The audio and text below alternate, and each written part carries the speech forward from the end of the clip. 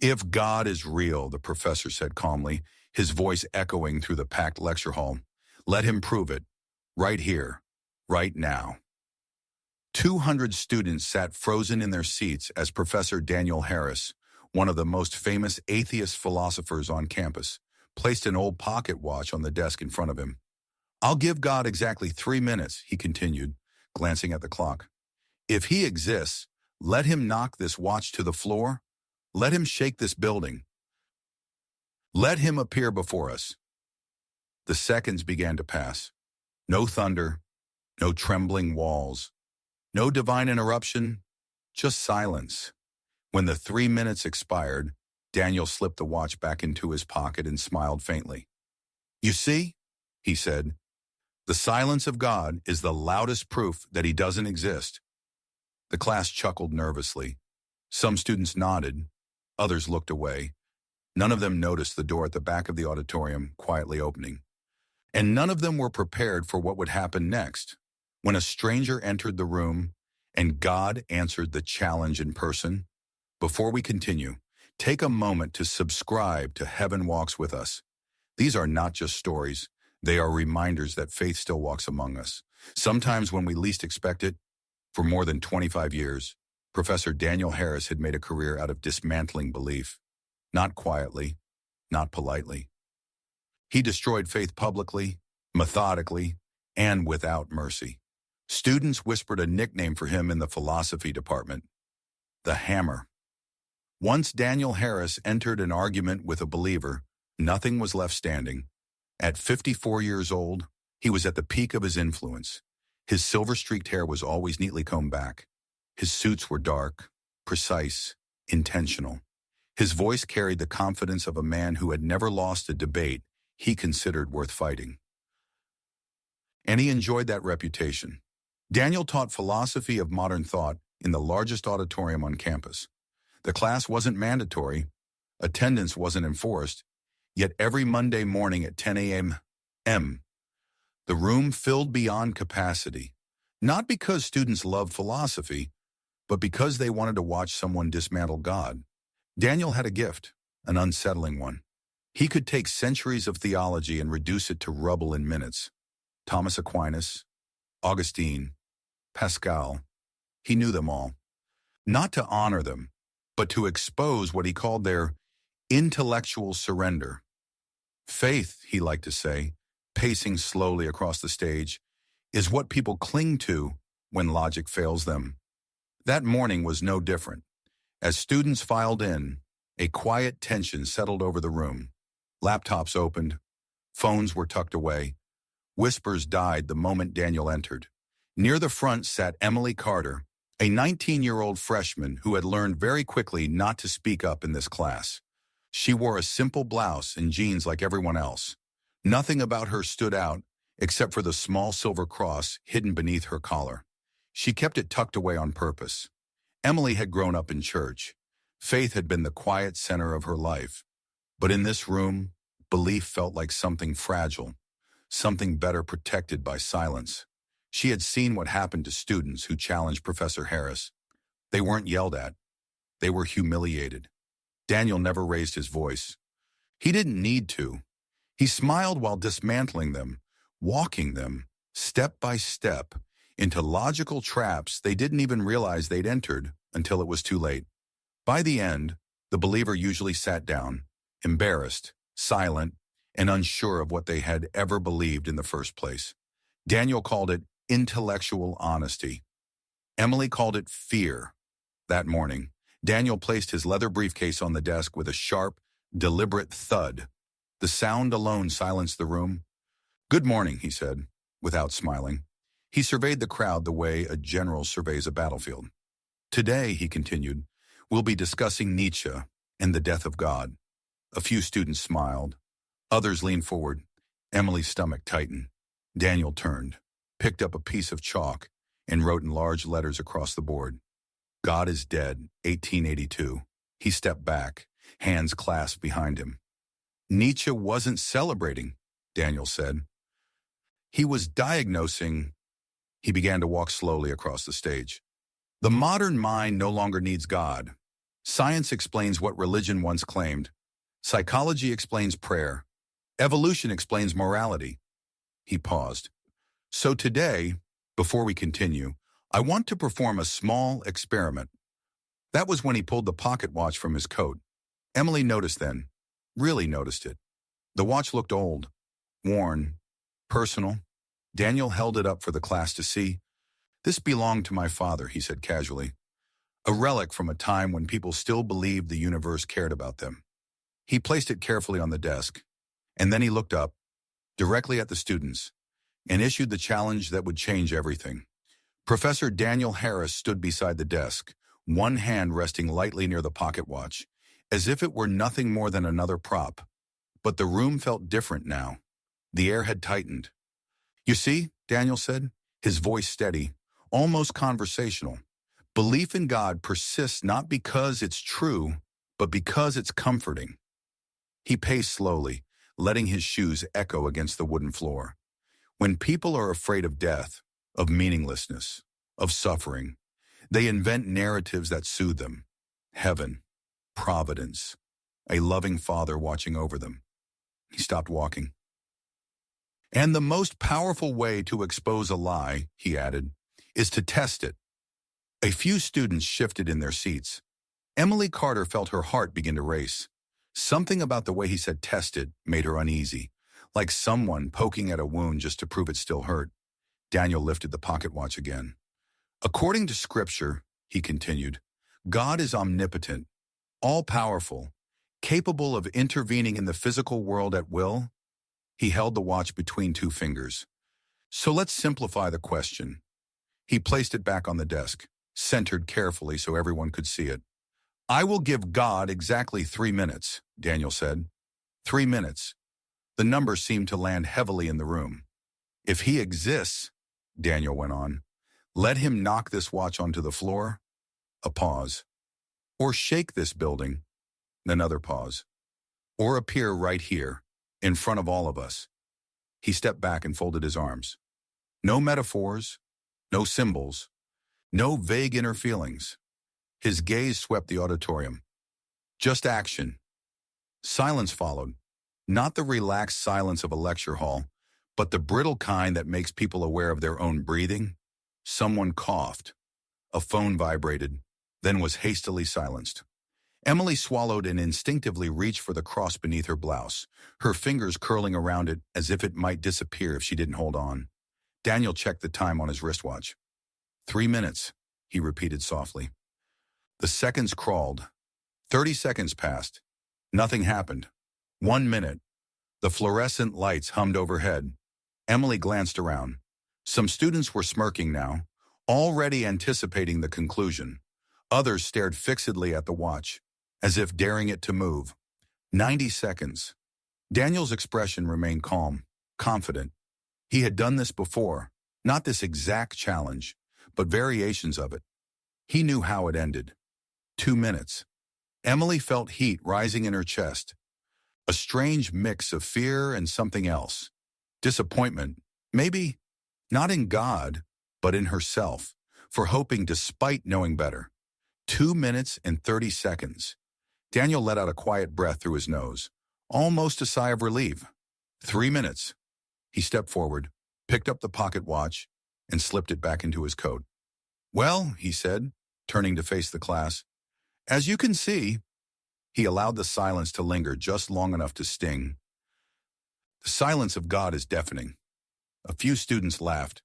Daniel continued, his voice now sharper. Not because God is mysterious, not because he's testing us, but because he isn't there. He walked toward the chalkboard and tapped the words he had written earlier. God is dead, not because Nietzsche killed him, Daniel said, but because humanity finally grew up. He turned back to the class. There is no divine plan, no cosmic justice system, no invisible being watching over your choices. His eyes moved deliberately from face to face. When we die, we return to the same nothingness we came from. A student in the back nodded vigorously. Religion, Daniel went on, is a psychological crutch, useful, perhaps, in primitive societies, but unnecessary now. Emily's fingers tightened around the cross. She wanted to stand up, wanted to say something, but her throat felt locked. Daniel opened a worn copy of Thus Spoke Zarathustra and began reading aloud, his voice deep, rhythmic, hypnotic. As he spoke of the Übermensch, of transcending outdated moralities, the class leaned into the cadence of his certainty. He was winning. Again. But then, a sound cut through the lecture. Not loud, not abrupt, just different. A voice. Professor Harris. The words weren't shouted, yet they carried. Daniel stopped mid-sentence. The room froze. No one interrupted Daniel Harris.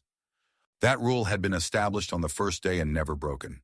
He looked up slowly, irritation flickering across his face as he searched for the source. In the back row, a man stood. Not a student. Daniel was certain of that. The stranger looked to be in his early 30s. Dark hair fell loosely to his shoulders. A short, well-kept beard framed his face. He wore simple clothes, light-colored fabric, worn sandals, and over his shoulders, a deep red shawl folded naturally, as if it belonged there. No backpack, no laptop, no phone, just him. "I'm listening," Daniel said tightly. "But this is not a discussion period." The man inclined his head slightly, respectful but unafraid. "You say God is dead," he replied calmly. "But how can something be killed if it never existed, according to your own logic?" The question hung in the air. Daniel smiled. It was the smile of a man who had just found fresh prey. "An interesting word game," Daniel said, stepping forward. "But you're confusing metaphor with reality." The stranger didn't sit. He simply waited. And for the first time that morning, Daniel Harris felt something unfamiliar stir in his chest. Not anger, not annoyance, but the faint, unsettling sense that this conversation wasn't going to end the way he expected. For a moment, no one spoke. 200 students sat suspended between curiosity and discomfort, their eyes locked on the man standing in the back row. He didn't look threatening. He didn't look defiant. If anything, he looked calm. Too calm. Professor Daniel Harris studied him closely now, irritation sharpening into something more focused. He prided himself on knowing every face in his lecture hall by the second week of the semester. This one was new, and not just new in the way transfer students were new. This man did not belong here. "What's your name?"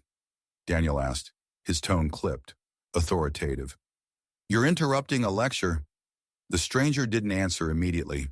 He looked around the room instead, slowly, deliberately, as if taking in each face, each restless mind, each guarded heart. When his gaze passed over Emily Carter, her breath caught. It felt, irrationally, as if he could see her. Not her clothes, not her notebook. Her... She dropped her eye, suddenly aware that her fingers were still wrapped tightly around the cross beneath her blouse. "My name isn't important," the man said at last, his voice low but steady. "What matters is the truth of what we're discussing." A ripple of murmurs moved through the auditorium. Daniel's jaw tightened. "That's not how this works," he replied. "This is my classroom, not a street debate." The man nodded slightly, as if acknowledging the point. "Then allow me one question," he said gently. "Is dialogue not the foundation of philosophy?" A few nervous chuckles scattered through the room.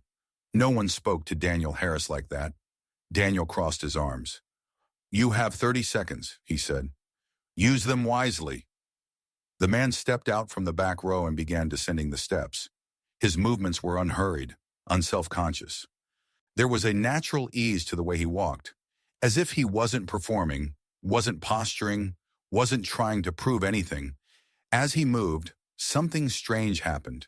The noise in the room faded, not abruptly but gradually, like a volume knob being turned down.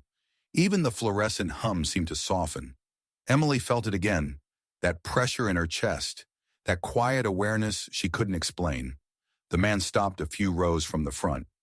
"You gave God 3 minutes to prove his existence," he said, "by demanding he perform a specific action on your terms." Daniel tilted his head slightly, unimpressed. "And," he said. And I'm asking, the man continued, is that really a valid test of truth? Daniel scoffed lightly. Extraordinary claims require extraordinary evidence, he replied. If believers claim God is all-powerful, then surely he can manage something as simple as knocking over a watch. The man considered this. Then he asked, if I asked you to prove your love for your father by performing an arbitrary act in the next 3 minutes, and you didn't, would that mean you never loved him? The question landed softly, too softly. Daniel's expression flickered, just for a moment, before hardening again. That's an emotional analogy, he snapped. Love is a human emotion. God, according to believers, is a being. The man nodded. Then let's talk about categories, he said. In which category do you place a mother's love for her child? Daniel exhaled sharply. Evolution, he replied. A survival mechanism. Mammals that formed strong bonds with their offspring passed on their genes more effectively. The man listened carefully. So when your mother held you, he said slowly, and told you she loved you, what she really meant was that her brain chemistry compelled her to protect her genetic investment. A sharp intake of breath echoed somewhere in the room. Daniel took a step forward. That's enough, he said, his voice rising. I don't know who you are, but you're done here. The man didn't move. I didn't come to disrespect you, he said quietly. I came because your pain is real, and it deserves to be heard. The use of the word pain unsettled the room. Daniel laughed too quickly. My pain? He said. You don't know anything about me. The man met his gaze, and something in Daniel's chest tightened. I know enough, the man replied. I know you lost your father suddenly. I know you begged God to save your mother, and I know when she died, something in you closed forever. The auditorium erupted in whispers. Emily's hand flew to her mouth. Daniel felt the blood drain from his face. That information wasn't public. He had never shared it. Not with colleagues. Not with students. Not with anyone. Get out, Daniel whispered. Then louder. Get out of my classroom, now! The man inclined his head again, sorrow passing briefly across his face. I will, he said, but I'll return. He turned toward the exit. Because your question deserves a real answer, he added softly. And because, unlike you, I don't abandon my children when they're angry. The door closed behind him with a quiet click. The sound echoed, and nothing in the room felt the same again. The door had barely finished closing when Daniel Harris turned back toward the class. For a fraction of a second, the mask slipped. Not fear, not confusion, something closer to shock. Then it was gone. Daniel straightened his shoulders, inhaled slowly, and allowed the familiar armor of certainty to slide back into place. Everyone, he said coolly, take a breath. The room obeyed instinctively. That, he continued, gesturing toward the door, is what intellectual manipulation looks like. A few students nodded, relieved to have an explanation, any explanation, that restored order. Daniel paced back toward the podium. Let's be very clear, he said. Nothing supernatural happened here. He tapped the desk once, sharply. What you just witnessed was a textbook psychological tactic. He turned, writing on the board in large, confident letters. Cold reading, emotional priming, social pressure. These techniques, Daniel explained, have been used by charlatans, faith healers, and so-called prophets for centuries. He underlined cold reading.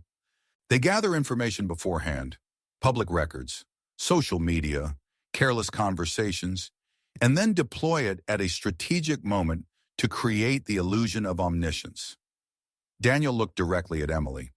Has anyone here ever posted about family loss? A sick parent? A deceased relative? Several students shifted uncomfortably.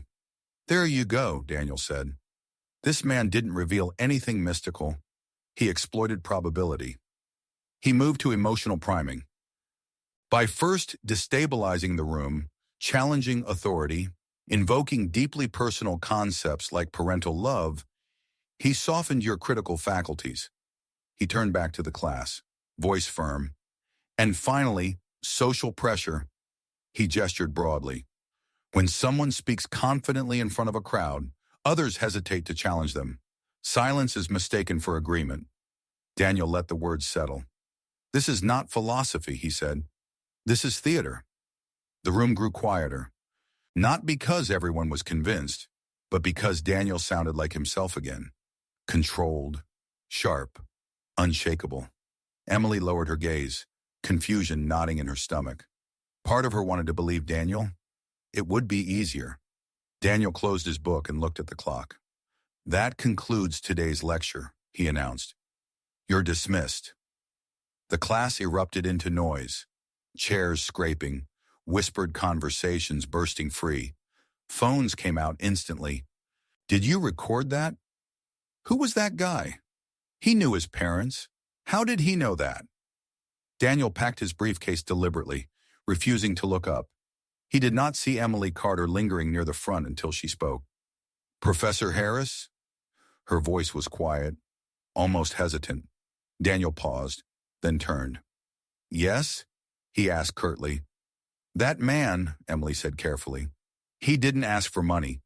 He didn't ask us to believe anything. He didn't even say God exists. Daniel stared at her. So? He replied. So, why would someone go to that much trouble, she continued, just to say you're hurting? For a moment, Daniel said nothing. The room seemed to narrow around them. Finally, he closed his briefcase with a snap. You're young, he said flatly. You mistake emotional intensity for truth. Emily nodded, though her eyes were bright. I just wanted to understand, she said. Daniel softened his tone slightly. Understanding requires skepticism, he replied. And skepticism requires discipline. He turned away, signaling the conversation was over. Emily stepped back, her heart heavy. As Daniel walked down the now empty corridor toward his office, the confident rhythm of his steps began to falter. His mind replayed the stranger's words, uninvited, unwelcome. Your pain is real. You begged God to save your mother. No, impossible. He hadn't told anyone that. Daniel reached his office, closed the door, and leaned against it for a moment longer than he intended. He told himself he was angry, but beneath the anger was something else. A question, not about God, about himself. Later that afternoon, Daniel stood in front of the security office, arms crossed, impatience thinly veiled. I need to review the footage from Auditorium 3, he said to the aging guard behind the desk. The man raised an eyebrow. Something stolen? He asked. No, Daniel replied. Someone entered my classroom who wasn't supposed to be there. The guard shrugged and gestured toward the monitor. Time? Daniel checked his watch. Between 10:15 and 10:30. The footage began to play. Students streamed in. Backpacks, hoodies, coffee cups. Then, there, Daniel said sharply. The stranger appeared at the edge of the frame, walking calmly, alone. Track him, Daniel said. The guard rewound. They watched again. And again.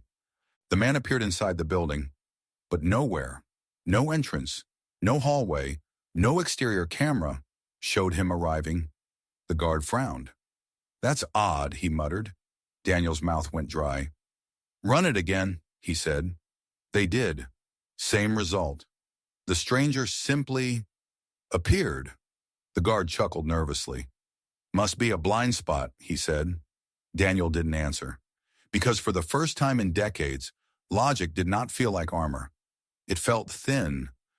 And somewhere deep inside, a voice Daniel had silenced long ago whispered a terrifying possibility. What if this wasn't an argument to win? What if it was a reckoning to survive? Daniel Harris did not sleep that night. He lay in bed staring at the ceiling, replaying the footage from the security office again and again in his mind. The man appeared inside the building, but he never entered it. Daniel had spent his life trusting one thing above all else: evidence, data, patterns, explanations. And yet, for the first time in decades, he had encountered an anomaly he couldn't categorize. By morning, he had convinced himself there had to be a rational explanation. There always was. A camera malfunction, a timing error, an unrecorded corridor, something. He clung to that belief as he dressed carefully, selecting the same dark suit he wore when he wanted to project absolute authority.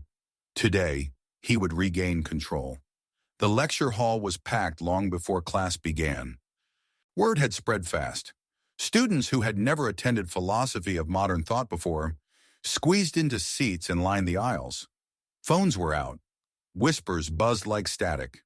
Emily Carter sat in the front row, hands folded tightly in her lap. She hadn't slept either. At exactly 10:01 or so, Amen. Daniel entered. The noise died instantly. He set his briefcase down, straightened his notes, and looked up at the crowd with cool precision. "Before we begin," he said, "I want to address yesterday's incident." He paused, letting the word incident diminish what had happened. "There was an individual who interrupted this class," Daniel continued, "using emotional provocation and personal information to create the illusion of authority." He paced slowly. "Understand this clearly. Confidence is not truth." Several students nodded. "Charlatans thrive on spectacle," Daniel said. "They want you to feel something. Confused, awed, unsettled." He stopped. "Reason, on the other hand, does not perform." A murmur of agreement rippled through the room. Daniel felt steadier now. He scanned the back rows. Then he saw him. The man sat exactly where he had the day before. Same posture, same stillness, same quiet presence. No phone, no bag, just watching. Daniel's heart skipped once, hard. He hit it well. "There he is," Daniel said evenly. "Our mysterious visitor has returned." Every head turned. Joshua stood. He did not smile.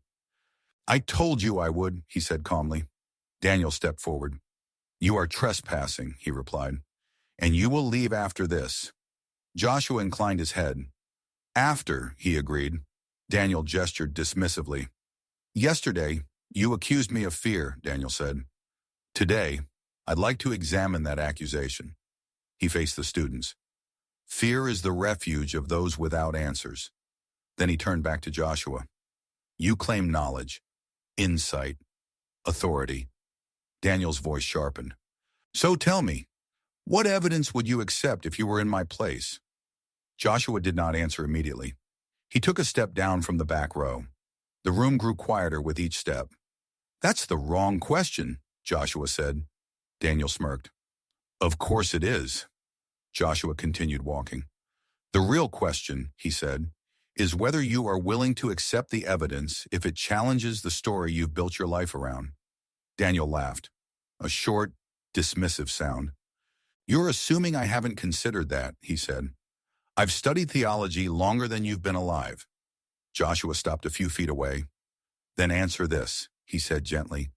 "If God proved his existence to you, clearly, undeniably, would you accept him?" The question landed like a trap. Daniel felt it immediately. If he said no, he would admit his atheism was not evidence-based, but a decision. If he said yes, he would be surrendering control. "The question is meaningless," Daniel replied sharply. "It's like asking if I'd accept that the earth is flat if it were proven." Joshua nodded slowly. "Then your problem isn't lack of evidence," he said. "It's that you've already decided what evidence you're willing to see." A few students inhaled sharply. Daniel's face flushed. "That's absurd," he snapped. "I accept evidence of the highest standard." Joshua stepped closer. "You accept evidence that keeps you in control," he replied. Silence. "You demand proof," Joshua continued, "but only the kind that answers to you. On your schedule. In your format." Daniel clenched his fists. "That's called skepticism," he said. Joshua met his gaze. "No," he replied quietly. "That's dogma." The word echoed. Daniel felt something crack. Not visibly, not yet, but internally. He had built his identity on being the one who challenged dogma.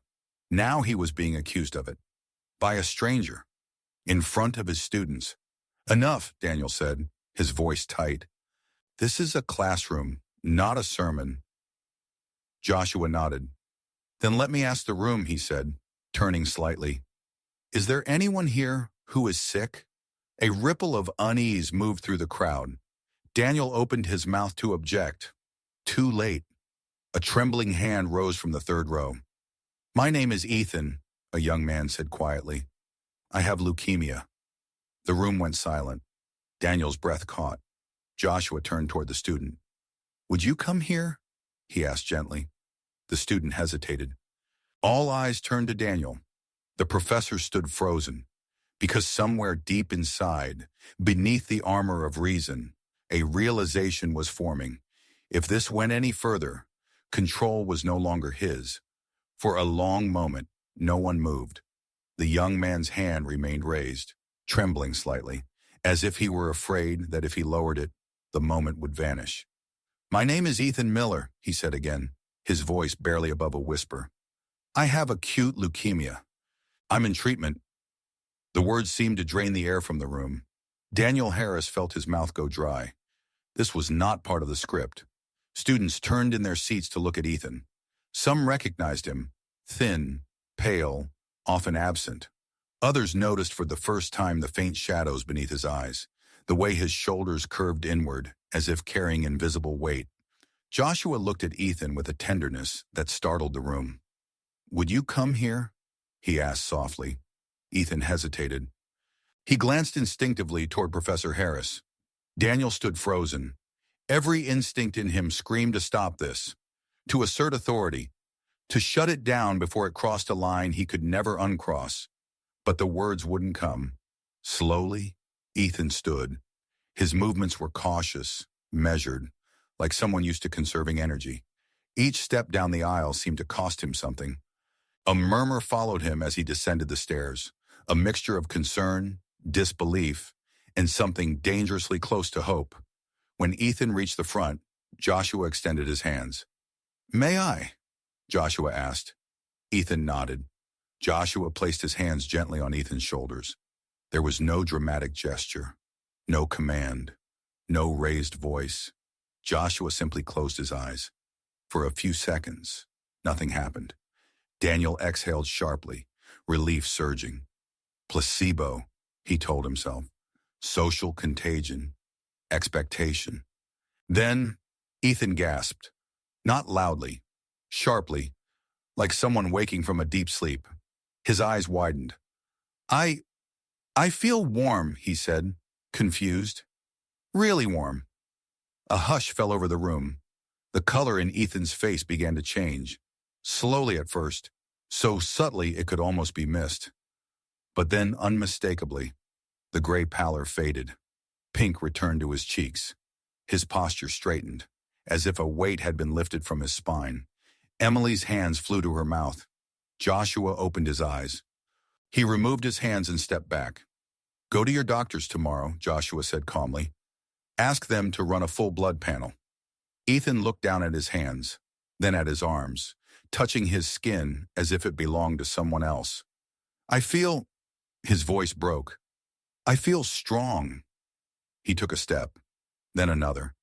There was no wobble, no hesitation.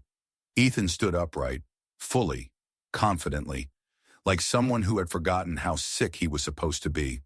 The room erupted. Chairs scraped. Students stood. Whispers exploded into gasps and cries. Oh my God! Did you see that? He was barely walking yesterday. Daniel finally found his voice.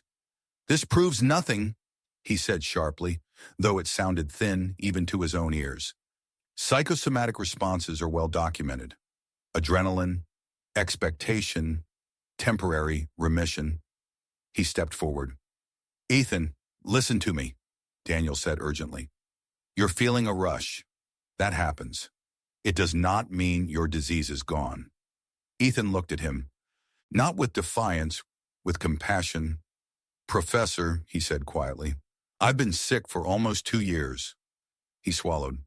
I know what my body feels like. Joshua turned to Daniel. How many coincidences, he asked gently, does it take before coincidence stops being a reasonable explanation? Daniel opened his mouth, closed it. His mind raced, searching desperately for a framework, a label, anything that could contain what he was seeing. Fraud, acting, an elaborate setup. But Ethan's medical records were real. His absences were real. His illness was real.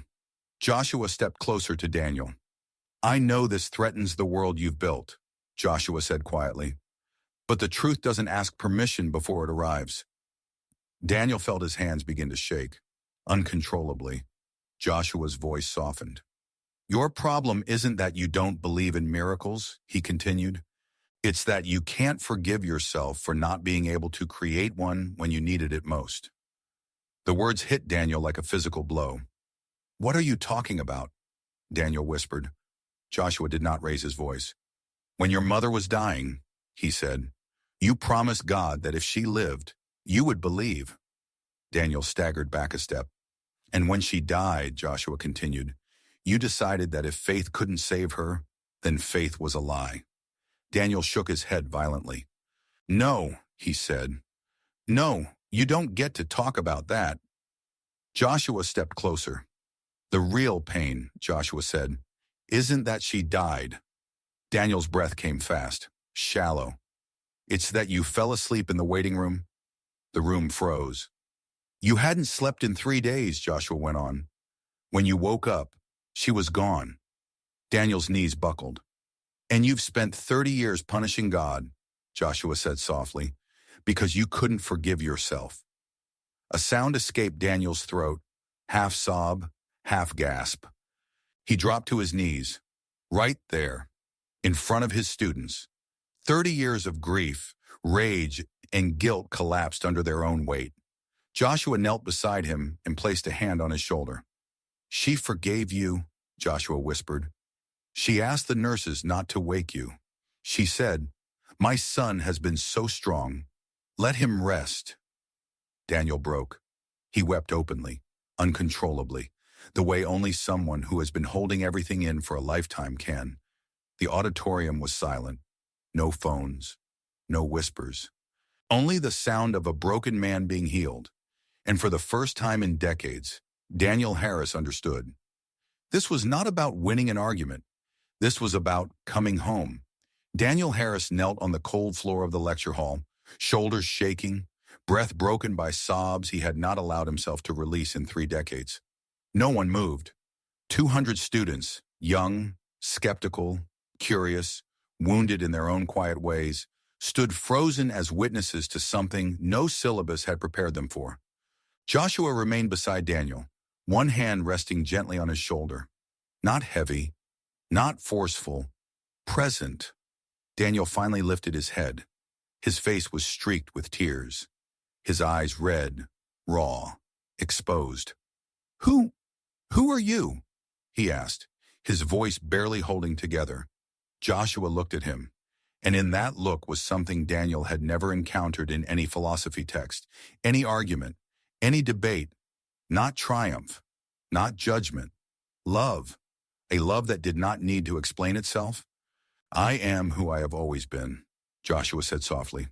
The lights in the auditorium did not flicker. They did not dim. Instead, they seemed insufficient. A gentle brightness filled the room, not blinding, not harsh, but alive, as if the air itself had begun to glow from within. The red shawl over Joshua's shoulders caught the light first, its fabric shimmering as though threaded with something more than color. Daniel's breath caught. Memories surged, unbidden. Stories his mother had read to him as a child, paintings he had mocked in museums, words he had dismissed as myth. "I am the way, the truth, and the life." Daniel saw, not with his eyes alone, but with something deeper. He saw hands that had healed the sick, eyes that had wept over Jerusalem, a presence ancient and intimate all at once. "You came for me," Daniel whispered, stunned. Joshua nodded. "I never left you," he replied. "You left, and I followed." Around them, students fell to their knees. Some cried openly. Others sat motionless, overwhelmed. Emily Carter stood with her hands lifted, tears streaming down her face, her cross no longer hidden. Daniel reached out with trembling hands. "Forgive me," he said. "I used my mind to build walls. I hurt people. I mocked what I didn't understand." Joshua took Daniel's hands in his own. "You are already forgiven," he said gently. "The moment you started searching for truth, even to deny it, you were already on your way home." Daniel let out a breath he hadn't realized he'd been holding his entire life. Peace settled over him, not the peace of having answers, but the peace of no longer being alone. Joshua helped Daniel to his feet. "Use what you've been given," Joshua said. "Your mind is not your enemy. Your pride was." Daniel nodded, tears still falling. "I don't know how to teach now," he admitted. "I've spent my life tearing down." Joshua smiled. "Then teach from the wound," he said, "not from the tower." The light began to soften, gently receding, not vanishing, but returning the room to itself. Joshua turned toward the class. "Some of you will believe," he said. "Some of you will doubt." He paused. "And that is okay." He walked slowly toward the exit. "Faith is not forced," he continued. "It is offered." At the door, he stopped and looked back at Daniel one last time. "Your mother is proud of you," Joshua said quietly. "She has been waiting." Then he was gone. The door closed with a soft click, and the silence that followed was holy. For several minutes, no one spoke. No one checked their phones. No one moved. The lecture hall felt like sacred ground, ordinary, unchanged, yet somehow transformed. Eventually, students began to rise slowly, as if waking from a shared dream. Some approached Daniel, unsure what to say. Others left quietly, faces pale, eyes distant. Emily stepped forward. She didn't speak. She simply took Daniel's hand and squeezed it. Daniel squeezed back. That afternoon, the videos began to surface. Dozens of recordings from different angles. And yet, strangely, in every one of them, Joshua appeared blurred, overexposed, washed in light, as if the cameras could not quite capture him. The comments exploded. "Fake. Mass hysteria. Best performance art I've ever seen." And yet, the next morning, Ethan Miller went to the hospital.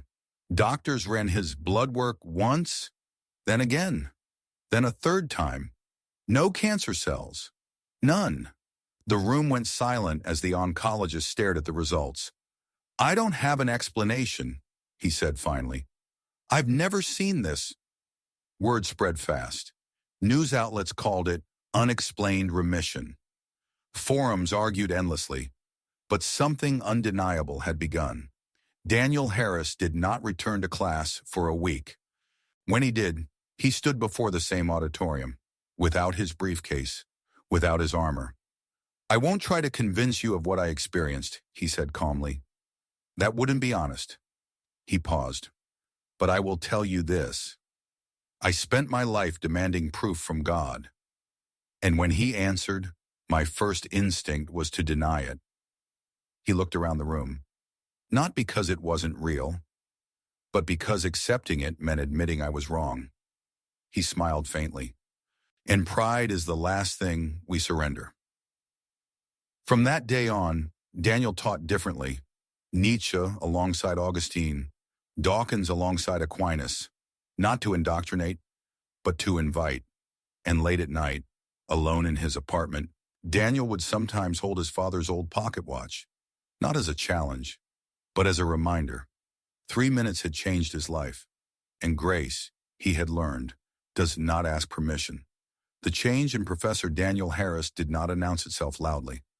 There was no press conference, no public declaration of faith, no sudden sermons in the lecture hall. Instead, it appeared quietly in the way he walked, in the way he listened, in the way he no longer rushed to be right. When Daniel returned to campus the following Monday, students noticed it immediately. He moved more slowly, as if no longer racing against an invisible opponent. His eyes, when once sharp and guarded, now carried a gentleness that unsettled people far more than his old arrogance ever had. Rumors spread quickly. Some said he'd had a breakdown. Others said the university had forced him into silence. A few whispered the word conversion like a scandal. Daniel heard all of it. He did not correct anyone. In his first class back, the auditorium filled beyond capacity. Students stood along the walls, phones ready, waiting for something, anything that would confirm the legend growing around him. Daniel entered without his briefcase. He stood at the podium for a long moment, simply looking at them. "I've taught here for 25 years, he began quietly. "For most of that time, I believed my job was to dismantle belief." He paused. "I told myself I was freeing minds. In truth, I was projecting my own wounds onto people who trusted me." The room was silent. "I won't ask you to believe what I experience," Daniel continued. "That would be another form of coercion." A few students exchanged looks.